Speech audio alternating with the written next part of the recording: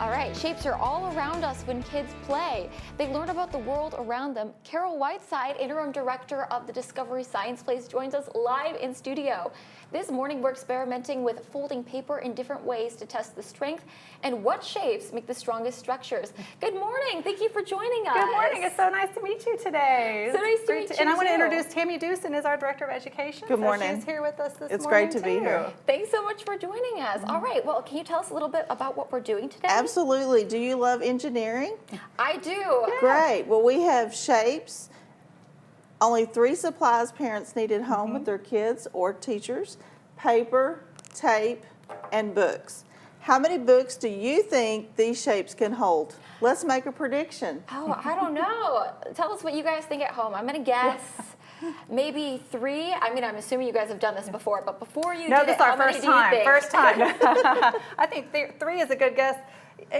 This is just regular paper. So, I mean, you would think, how could one sheet of regular paper hold a bunch of sheets of paper? So that's what we're here to test. All right, So we so- thought you could choose which shape. All right. Did you want to talk about the shapes real fast, Absolutely. Tammy? We have a cylinder, triangle, square.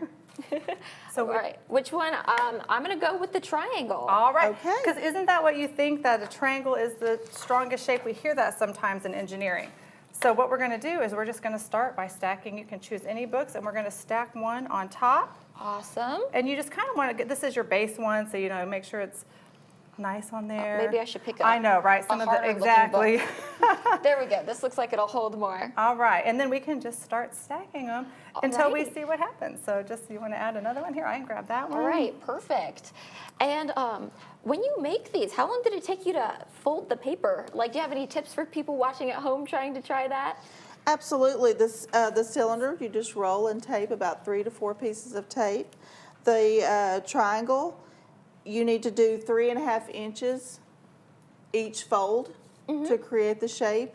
And the square, you're going to do 2.5 inch folds to create the shape, and all you need is the paper. all right. So how many we have in a books? book? You know what? Your prediction was right. You had 3 before the 4th I one did. crashed it. Let's yes. go. Oh no. Oh, mine There we just go. tipped The over, but circle it went didn't down. crush. Oh no. That's not what's supposed to happen though. Oh, no. Oh, it looks like square is still going strong. Square is, but look, circle had 1, 2, 3, 4, 5, 6, 7 before it went down.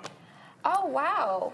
So, in reality, the cylinder should hold the most. So at home, Yes. you can try it a couple of times to see, but the way the cylinder is, there's no edges, there's no corners, so the force is equally distributed around the shape of the cylinder. So, did it go how we thought today? No, but does it sometimes go like that in science? But you can try Exactly. again and again. We had up to what, 20 books on the 27 cylinder? books on the cylinder Yes, yesterday. in our office. Yes, ma'am. Yeah. So this Wow. is, when I used to be a science teacher, and this was a great way to go back to school and do a team building with groups of students to see. And, you know, they were always really surprised by how many books the paper can hold. Well, that's so exciting. Well, can you guys tell us, do you have any more events coming up at the Discovery Science Center? We sure do. So this Saturday, we're going to start our new Sensory Saturday. Every second Saturday of the month, we're going to open an hour early to have kind of a low stimulating environment with less crowds, and we have lower light rooms where families could take breaks if needed. And I'd love to give a shout out to some of our biggest supporters. Joshua and Patricia Glass have donated sensory items